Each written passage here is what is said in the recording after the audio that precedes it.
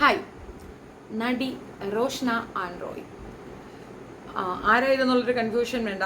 നടി എന്ന് പറയുന്നതിനേക്കാൾ കൂടുതൽ റോഷ്ന ആൻഡ്രോയ് എന്ന സ്ത്രീ എന്ന് പറയുന്നതാണ് ഇഷ്ടമെന്ന് പറഞ്ഞിട്ട് പുള്ളിക്കാരത്തി ഒരു ഫേസ്ബുക്ക് പോസ്റ്റ് ഇട്ടിട്ടുണ്ട്. വിഷയം മറ്റൊന്നുമല്ല, സുരാജ് പാലക്കാരൻ്റെ അറസ്റ്റാണ്. അറസ്റ്റ് ചെയ്തുകൊണ്ട് പോകുമ്പോൾ സുരാജ് പാലക്കാരൻ പറഞ്ഞൊരു കാര്യം എന്താണെന്ന് പറഞ്ഞു കഴിഞ്ഞാൽ, ഇത് തികച്ചും രാഷ്ട്രീയ പ്രേരിതമായ ഒന്നാണ്. ഞാൻ 15-ാം തീയതി മുല്ലപ്പെരിയാർ ഇപ്പോൾ പൊട്ടും, അതിൻ്റെ താഴെ പോയി നിന്നുകൊണ്ട് ബഹളം വയ്ക്കാൻ നിൽക്കുകയായിരുന്നു. ഇത് മനസ്സിലാക്കിക്കൊണ്ടാണ്. എനിക്കതിനകത്തൊരു യോജിപ്പില്ല. ബിക്കോസ് ഇങ്ങനെ പോയി അവിടെ നിന്നുകൊണ്ട് അത് തള്ളിപ്പിടിച്ചെന്നും പറഞ്ഞ് മുല്ലപ്പെരിയാർ പൊട്ടാതിരിക്കത്തില്ല. രാഷ്ട്രീയ പ്രേരിതമാക്കി തീർക്കാൻ പുള്ളിക്കാരൻ ശ്രമം നടത്തുന്നുണ്ട്. വാസ്തവത്തിൽ ഇതൊന്നുമല്ല. നിർബന്ധമായൊരു പെൺകുട്ടിയെ വളരെ മോശമായി വ്യക്തി അധിക്ഷേപം ചെയ്തതിൻ്റെ ആഫ്റ്റർ എഫക്റ്റ് ആണ് ഇതുള്ളത്. ആ പെൺകുട്ടി ആരാണെന്ന് റിവീൽ ചെയ്യാനും പറയുന്നുണ്ട്. അവൾ തന്നെ പറയുന്ന ഒരു ഫേസ്ബുക്ക് പോസ്റ്റാണ് എൻ്റെ കയ്യിൽ കിട്ടിയിട്ടുള്ളത്. ഞാൻ ആദ്യം കൺഫ്യൂഷൻ അടിച്ചിരുന്നു. ഇയാൾ ഒരുപാട് പേര് അങ്ങനെ പറയുന്നുണ്ട്. സ്പെഷ്യലി മഞ്ജു വാര്യരെ ഭയങ്കരമായിട്ട് വളരെ ഭീകരമായി ആക്രമിച്ചിട്ടുണ്ടായിരുന്നു. അപ്പോൾ മഞ്ജു വാര്യരാണോ എന്നുള്ളതൊരു ഡൗട്ട് ഉണ്ടായിരുന്നു. വാസ്തവത്തിൽ അവരല്ല, ഈ കുട്ടി തന്നെയാണ് റോഷ്ന ആൻഡ്രോയ് എന്ന്. അത് അവർ പിന്നെ ഫേസ്ബുക്കിൽ ഇട്ടിരിക്കുന്ന പോസ്റ്റിൽ ഇങ്ങനെയാണ് പറയുന്നത്: യൂട്യൂബ് ചാനലിലൂടെ അധിക്ഷേപിച്ചെന്ന പരാതിയിൽ വ്ളോഗർ സുരാജ് പാലക്കാരനെ കസ്റ്റഡിയിലെടുത്ത സംഭവത്തിൽ പ്രതികരണവുമായി നടി റോഷ്ന ആൻഡ്രോയ്. അപ്പം ഇവർ കൊടുത്ത പിന്നെ പരാതിയിൽ നടപടിയെടുക്കാൻ ഇത്രയും താമസമുണ്ടായി. ഇതിന് ആസ്പദമായ കാര്യം എന്താണെന്ന് പറഞ്ഞു കഴിഞ്ഞാൽ, ഇപ്പം റീസെൻ്റ്ലി നമ്മുടെ മേയറുമായിട്ടൊരു ഇഷ്യൂ നടന്നത് ഓർമ്മയുണ്ടോ? മേയറുടെ വണ്ടി കൊണ്ടുവന്ന് വളച്ചിട്ടൊരു ബസ് ഡ്രൈവറെ പിടിച്ച് 2 പൊട്ടിച്ചു, അങ്ങനെ ഒരു കേസ് വന്നിരുന്നല്ലോ. അതിൻ്റെ പേരിൽ ആ സമയത്ത് മേയർ ആര്യയ്ക്ക് വേണ്ടിയിട്ട് അല്ലെങ്കിൽ ആര്യയോട് ഒപ്പം നിൽക്കുന്നത് രീതിയിലുള്ളൊരു കമൻറ്റ് ഈ പെൺകുട്ടി പറഞ്ഞിട്ടുണ്ടായിരുന്നു. കാരണം സമാനമായ രീതിയിൽ ഒരു ആംഗ്യ ഭാഷയിൽ കൂടെ ആര്യയെ അപമാനിച്ചതിനാണ് ആര്യയുടെ ഭർത്താവും സഹോദരനും കൂടെ അവനെ വണ്ടിയിൽ പിടിച്ചു നിർത്തി അങ്ങനെ ഒരു പ്രശ്നം ഉണ്ടാക്കിയത്. സമാനമായ രീതിയിൽ തനിക്കും ഇതുപോലൊരു അവഹേളനം ഈ യദുവിൽ നിന്ന് ഉണ്ടായിട്ടുണ്ടെന്ന് റോഷ്ന പറഞ്ഞിട്ടുണ്ടായിരുന്നു. ഈ ഒരു കാരണമാണ് സുരാജ് പാലക്കാരനെ പ്രകോപിപ്പിച്ചത്. കാരണം പുള്ളിക്ക് എപ്പോഴും ഈ ഗവൺമെന്റിനെതിരെ സംസാരിക്കുക എന്നുള്ള പുള്ളിയുടെ രീതിയാണ്. അതിനെതിരെ കിട്ടിയ ശക്തമായിട്ട് പറയും. അത് ആൺപെൺ വ്യത്യാസമല്ല, പുള്ളി എടുത്ത് വെച്ചങ്ങ് അലക്കുന്നത് കാണാം. പക്ഷെ അത് ഒരു പടി കൂടിപ്പോയി പെൺകുട്ടികൾ അവഹേളിക്കുന്ന രീതിയിലായതുകൊണ്ട് തന്നെ എല്ലാവരും ഉണ്ടായിരിക്കുമെന്ന് കരുതിയില്ല. ആ പെൺകുട്ടി പ്രതികരിച്ചു. ഇത് തീർച്ചയായിട്ടും സ്ത്രീകൾക്ക് എഗൻസ്റ്റ് ആയിട്ടുള്ള പുള്ളിയുടെ ഒരു സ്റ്റേറ്റ്മെന്റിന് അനുബന്ധമായിട്ടുള്ളതാണ്. നടി റോഷ്നയാണ് അതിൻ്റെ പരാതിക്കാരി.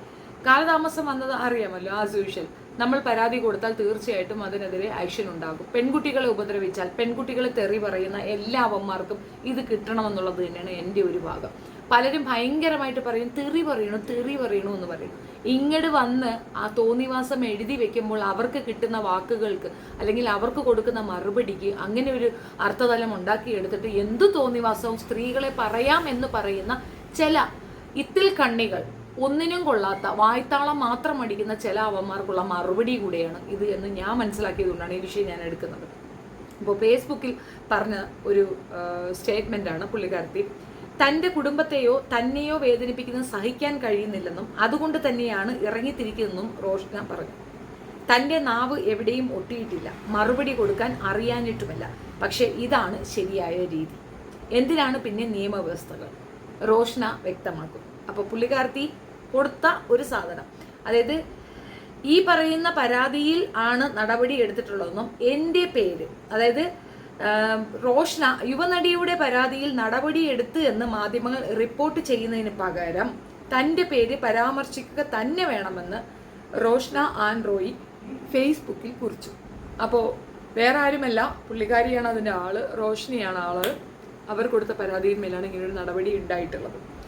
ആര്യ രാജേന്ദ്രനുമായിട്ട് നടന്ന ഒരു ക്ലാഷിൽ യദു എന്ന് പറയുന്ന ഡ്രൈവർക്കെതിരെ നടന്ന ഒരു സ്റ്റേറ്റ്മെന്റ്, അത് ഈ യദു നിരന്തരമായി ഇങ്ങനെ സ്ത്രീകളെ അവഹേളിക്കുന്ന ഒരു രീതി ഉണ്ടായിരുന്നു. രാഷ്ട്രീയം കൊണ്ട് പലർക്കും പലതും കണ്ണ് അടച്ചു പോകുന്ന ഒരു രീതിയുണ്ട്.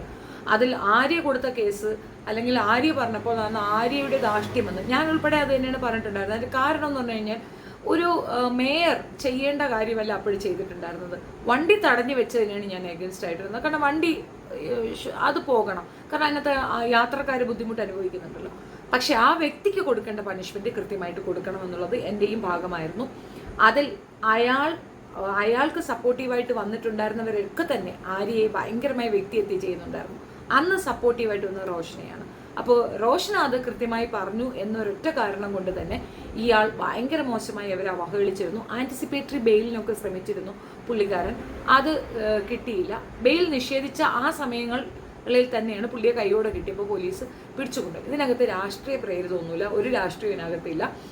സ്പെഷ്യലി പുള്ളി 15-ാം തീയതി നടത്താൻ ഉദ്ദേശിച്ചിരിക്കുന്ന ആ ബഹളങ്ങൾ നടത്താം, അദ്ദേഹത്തിന് ജാമ്യം കിട്ടിയിട്ടുമുണ്ട്.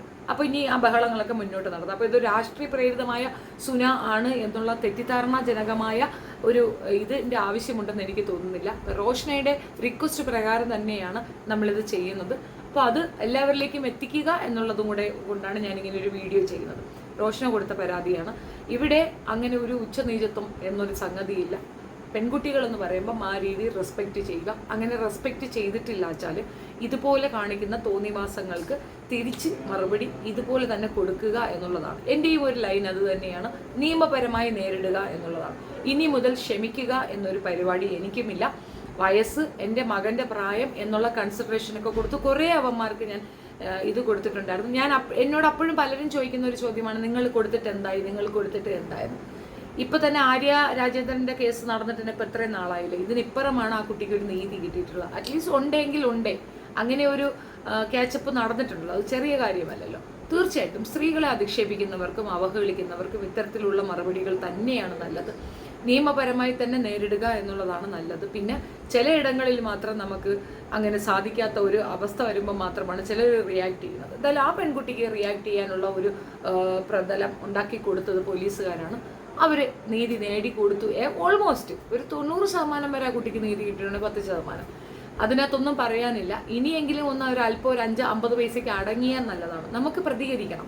ചില കാര്യങ്ങൾ നമ്മൾ പറയേണ്ടത് ആപ്റ്റ് സമയങ്ങളിൽ നമ്മൾ പറയുക തന്നെ വേണം, അതിൽ തർക്കമൊന്നുമില്ല. പക്ഷെ അത് വ്യക്തിഹത്യ ചെയ്തുകൊണ്ടാകരുത്. വ്യക്തിഹത്യ എന്ന് പറഞ്ഞു കഴിഞ്ഞാൽ ആ പെൺകുട്ടി പറഞ്ഞ ഒരു കാര്യത്തിൽ അല്പം കാര്യമുണ്ട് എന്നൊരു തിരിച്ചറിവുണ്ടാകണ്ടേ.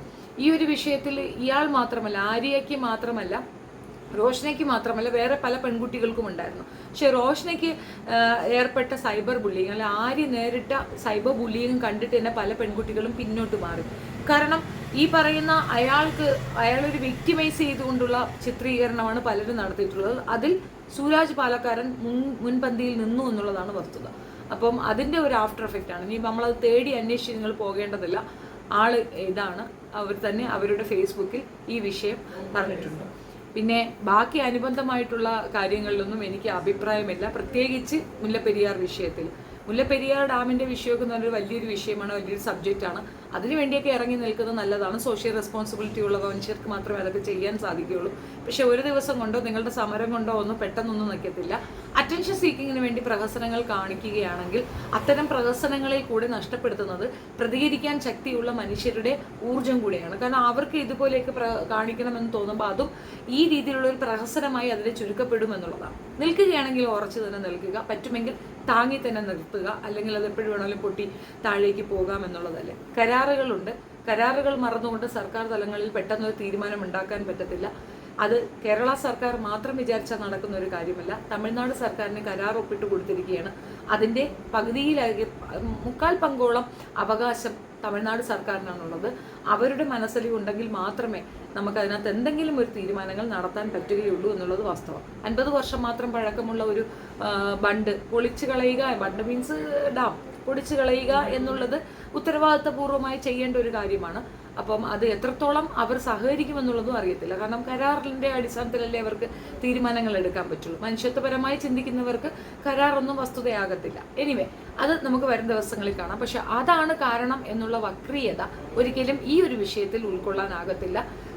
സുരാജ് പാലക്കാരൻ അർഹിക്കുന്ന അത്യാവശ്യം മോശപ്പെട്ട രീതിയിലുള്ള പ്രവർത്തനങ്ങൾക്കുള്ള മറുപടി തന്നെയാണ് ഈ കിട്ടിയിരിക്കുന്നതെന്നാണ് ഞാൻ മനസ്സിലാക്കുന്നത്. നിങ്ങളുടെ അഭിപ്രായങ്ങൾ കമൻറ്റ് ചെയ്യുക. ഇഷ്ടപ്പെടുകയാണെങ്കിൽ like, share and subscribe my channel. Thank you.